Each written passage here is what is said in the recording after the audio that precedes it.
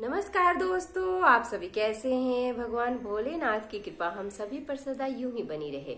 दोस्तों, आज एकादशी है। एकादशी के दिन भगवान श्री विष्णु के साथ साथ माता ग्यारस की पूजा करने से हमारे जीवन में सुख और सौभाग्य की प्राप्ति होती है।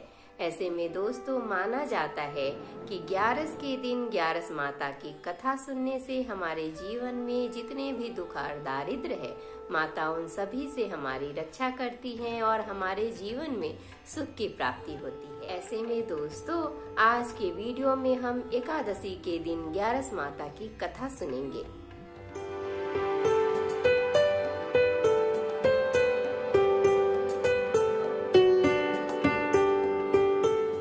नमस्कार दोस्तों, मैं शिल्पी आप सभी का तहे दिल से स्वागत करती हूँ अपने YouTube चैनल कथा कहानी शिल्पी की जुबानी में। दोस्तों, इस चैनल के माध्यम से मैं आप सभी को हर तरह की कथा और कहानी सुनाऊंगी। अगर आपको मेरी तरह कथा और कहानी सुनना पसंद है तो प्लीज हमारे चैनल कथा कहानी शिल्पी की जुबानी को सब्सक्राइब कर लीजिए। और हाँ दोस्तों, अगर आपकी भी कोई कथा और कहानी है जिन्हें मेरी जुबानी सुननी है तो हमें कमेंट बॉक्स में कमेंट करके जरूर बताइएगा। तो चलिए दोस्तों, बैठे बैठे क्या करें, करना है कुछ काम। सुनते हैं आज के वीडियो में ग्यारस माता की कथा लेके भगवान श्री विष्णु का नाम। एक समय की बात है, एक राज्य में एक राजा राज्य करता था।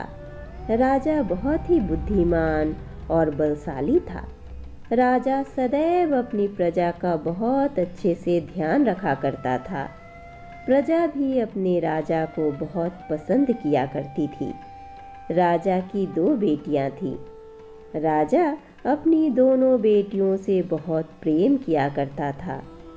राजा की छोटी बेटी देखने में बहुत सुंदर और आकर्षक थी और राजा की बड़ी बेटी छोटी बेटी के मुकाबले थोड़ा कम सुंदर थी। राजा की छोटी बेटी ग्यारस माता की पूजा किया करती थी और सभी लोग राजा की छोटी बेटी से बहुत प्रेम करते थे और बहुत प्रशंसा किया करते थे। राजा भी अपनी छोटी बेटी को बड़ी बेटी से अधिक प्रेम किया करता था, जिस कारण राजा की बड़ी बेटी को अपनी छोटी बहन से बहुत नफरत होने लगी थी।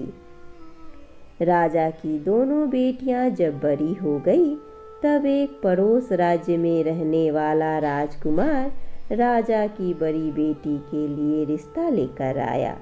लेकिन जैसे ही उस राजकुमार की नज़र राजा की छोटी बेटी पर पड़ी, तो वह राजकुमार राजा की छोटी बेटी पर आकर्षक हो गया और उससे पहली नज़र में प्रेम कर बैठा।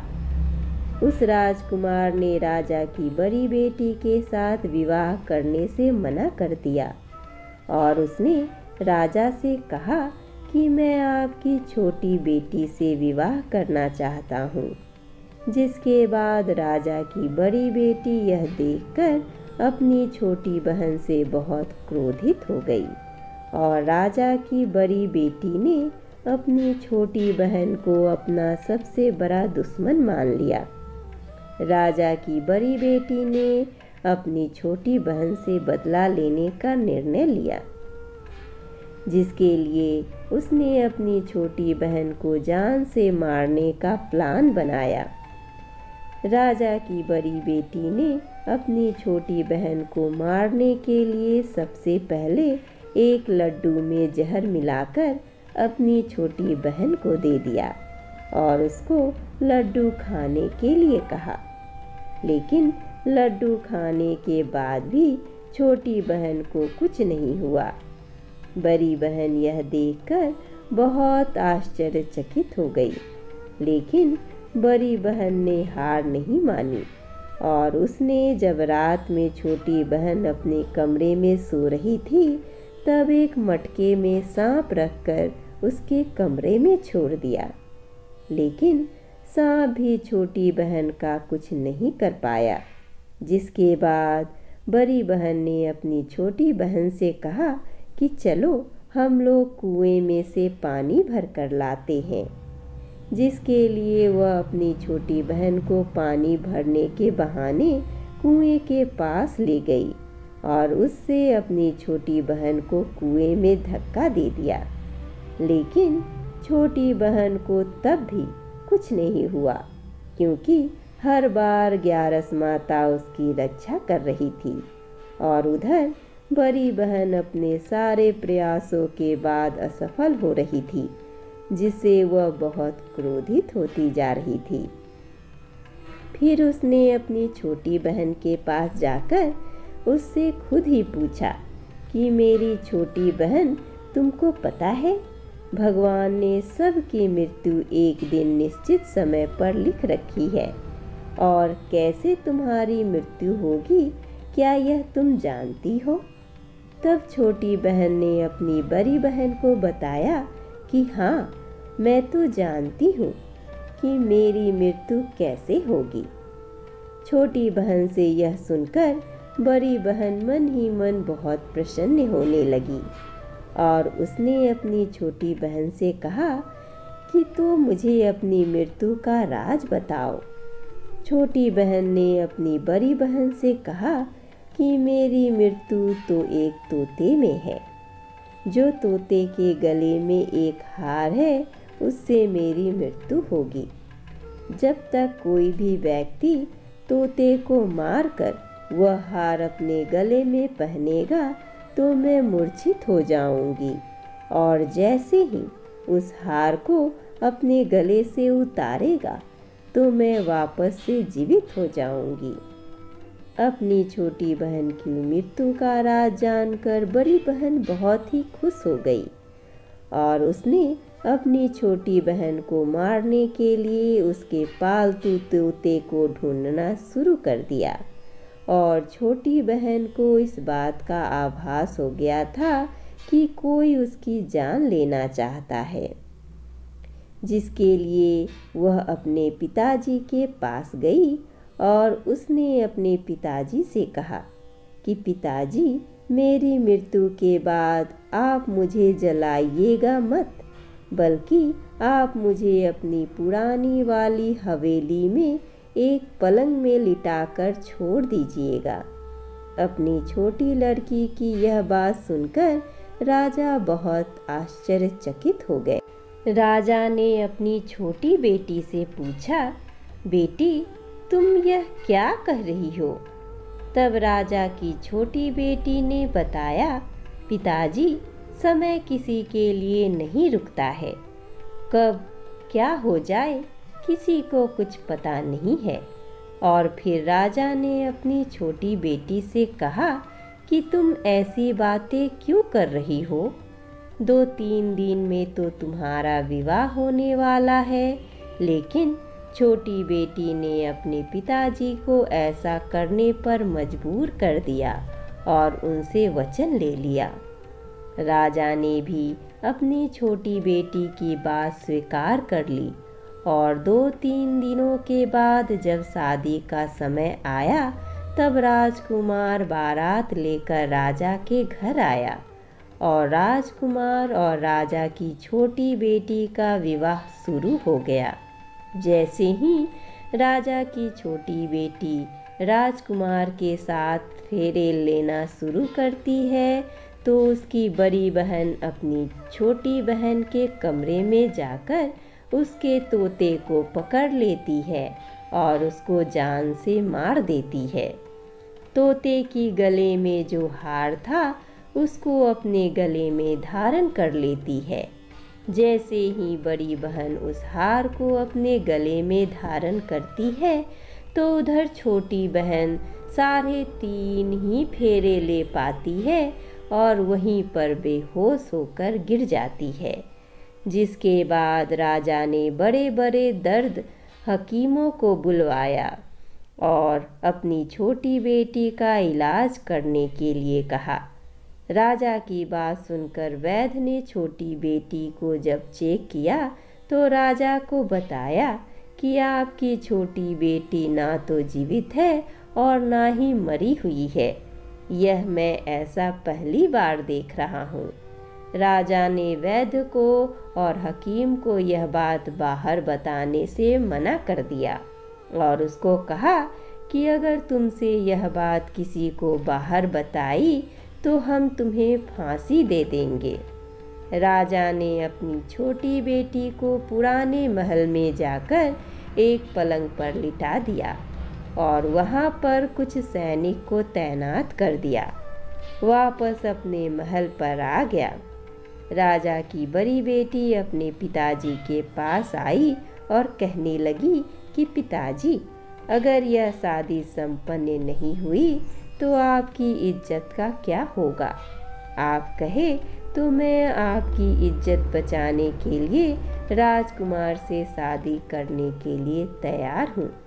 जिसके बाद राजा ने अपनी बड़ी बेटी की बात मान ली और राजा ने बड़ी बेटी की छोटी बेटी के कपड़े पहनाकर मंडप पर भेज दिया।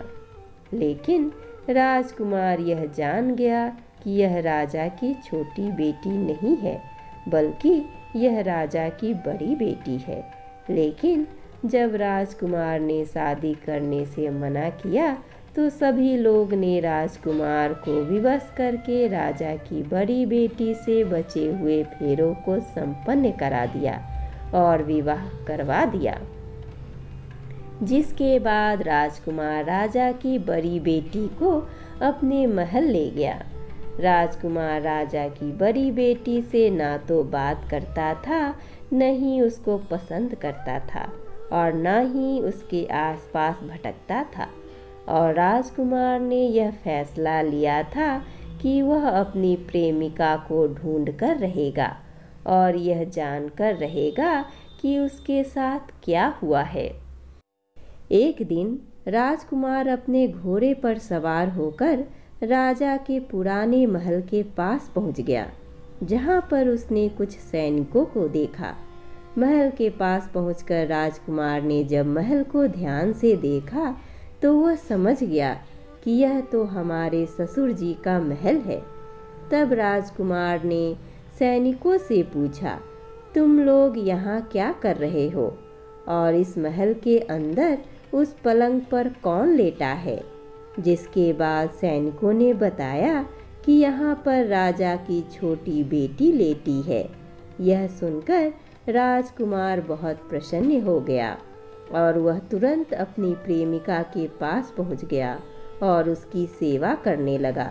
जैसे ही रात हुई तो राजा की छोटी बेटी उठकर खड़ी हो गई। राजकुमार यह देखकर बहुत खुश हो गया और उसने अपनी प्रेमिका से पूछा कि तुम यहाँ क्या कर रही हो?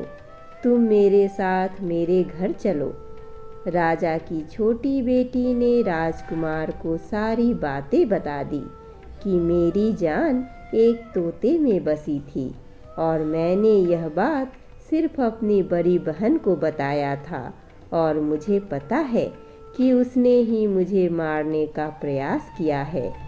उसके पास एक हार है जिसको वह सुबह पहन लेती है और रात को उतार देती है। जब तक वह हार को पहने रहती है तब तक मैं मूर्छित रहती हूँ और जैसे ही वह हार को उतार देती है तो मैं जीवित हो जाती हूँ और जब तक मेरी बड़ी बहन के पास वह हार है तब तक मैं ऐसे ही जीवित और मूर्छित होती रहूँगी। अगर मेरी बड़ी बहन के पास जो हार है वह मेरे हाथ में लग जाए तो मैं हमेशा के लिए जीवित हो जाऊंगी। राजकुमार यह बात सुनकर राजा की छोटी बेटी के पास रहने का निर्णय ले लिया और उसने अपने बचे हुए सारे फेरे उस पलंग में लेटी राजा की बेटी राजकुमारी के साथ ले लिया और अपना विवाह पूर्ण कर लिया और वहीं पर ही रहने लगा। देखते ही देखते कुछ समय में राजा की छोटी बेटी और राजकुमार की पत्नी पेट से हो गई। एक दिन राजकुमार को किसी काम से बाहर जाना पड़ा। तब छोटी बहन के पेट में बहुत तेज से दर्द होने लगा, जिसके बाद उसने ग्यारस माता का आवाहन किया। जिसके बाद वहाँ पर ग्यारस माता प्रकट हुई और उन्होंने अपनी भक्तों के दर्द को दूर किया और एक पुत्र की प्राप्ति करवाई। और वहीं पर अचानक से राजकुमार भी आ गया। राजकुमार ने ग्यारस माता को देखा तो वह आश्चर्यचकित हो गया और उसने तुरंत माता को प्रणाम किया। और ग्यारस माता ने राजकुमार से कहा कि जब तुम्हारा पुत्र 5 वर्ष का हो जाए तो तुम अपनी पत्नी का हार आकर इसके गले में डाल देना। और देखते ही देखते राजकुमार और राजा की छोटी बेटी का पुत्र 5 वर्ष का हो जाता है। तो राजकुमार अपने बेटे से कहता है कि बेटा, मैं कुछ काम से बाहर जा रहा हूँ, तुम अपनी माता का ध्यान रखना। और वहाँ से चला जाता है। राजा को बाहर निकलता देख बड़ी बहन के सैनिक देख लेते हैं और बड़ी बहन को जाकर सारी बातें बता देते हैं। जिसके बाद बड़ी बहन अपनी छोटी बहन के पुत्र को वहाँ से उठवा लेती है और उसको मरवा देती है। छोटी बेटी के पुत्र के 2 टुकड़े करवा देती है। पहला टुकड़ा चक्की के पास छुपा देती है और दूसरा टुकड़ा अपनी पलंग के नीचे रख लेती है। अब ग्यारस माता भिखारी का रूप लेकर आती है। एक भिखारी का रूप रखकर बड़ी बहन के पास चली जाती है। जिसके बाद वहाँ पर भिक्षा मांगने लगती है। बड़ी बहन अपने नौकरों से कहती है कि जाकर भिक्षा दे दो। लेकिन जैसे ही नौकर ग्यारस माता को भिक्षा देने के लिए आते हैं तो माता उन्हें मना कर देती है और कहती है कि मैं तुम्हारी महारानी से ही भिक्षा लूँगी। जिसके बाद बड़ी बहन स्वयं ही भिक्षा देने के लिए माता के पास आती है। तब माता एक बिल्ली का रूप लेकर उसके कमरे में चली जाती है और वहाँ पर छोटी बेटी के पुत्र के 2 टुकड़े को आपस में जोड़ देती है और उसे जीवित कर देती है। उसे वहाँ से ले जाती है। राजकुमार अपने बेटे को लेकर अपनी पत्नी यानी कि राजा की बड़ी बेटी के पास जाता है और उसे कहता है कि तुम इसका ध्यान रखना। अगर तुम इस बच्चे का अच्छे से ध्यान रखोगी तो मैं तुमसे बात करूँगा। एक दिन राजकुमार अपने बच्चे से कहता है कि तुम मम्मी से उसके गले का हार मांग लो। जिसके बाद राजकुमार का लड़का अपनी मम्मी के पास जाता है और कहता है कि मम्मी, मुझे तुम्हारा हार चाहिए जो तुमने गले में पहन रखा है। यह सुनकर पहले तो बड़ी बहन बहुत क्रोधित होती है, पर उसको यह बात याद आता है कि राजकुमार ने कहा था कि अगर मैं इस बच्चे का ध्यान अच्छे से रखूंगी तो वह मुझसे बात करेंगे। जिसके कारण वह हार को उस बच्चे को दे देती है और वह तुरंत हार को लेकर अपने पिताजी को दे देता है। और तभी राजकुमार अपने बेटे को लेकर वहाँ से जाने लगता है और अपनी पत्नी से कहता है कि तुम हमारे लिए खाना बना कर रखना, मैं शाम को आकर तुम्हारे साथ खाऊंगा। और वह अपने बेटे को लेकर वहाँ से चला जाता है। जिसके बाद वह राजा के पास जाता है और उनको सारी बातें बता देता है। राजा अपनी बड़ी बेटी की यह करतूत सुनकर बहुत क्रोधित होते हैं और अपनी परवरिश पर ही दोष देने लगते हैं और राजकुमार को अपनी छोटी बेटी के साथ रहने के लिए आदेश देते हैं। इस तरह से दोस्तों, ग्यारस माता ने अपनी भक्तन यानी कि राजा की छोटी बेटी की मदद की और उसका हमेशा ही ख्याल रखा। बोलो ग्यारस माता की जय।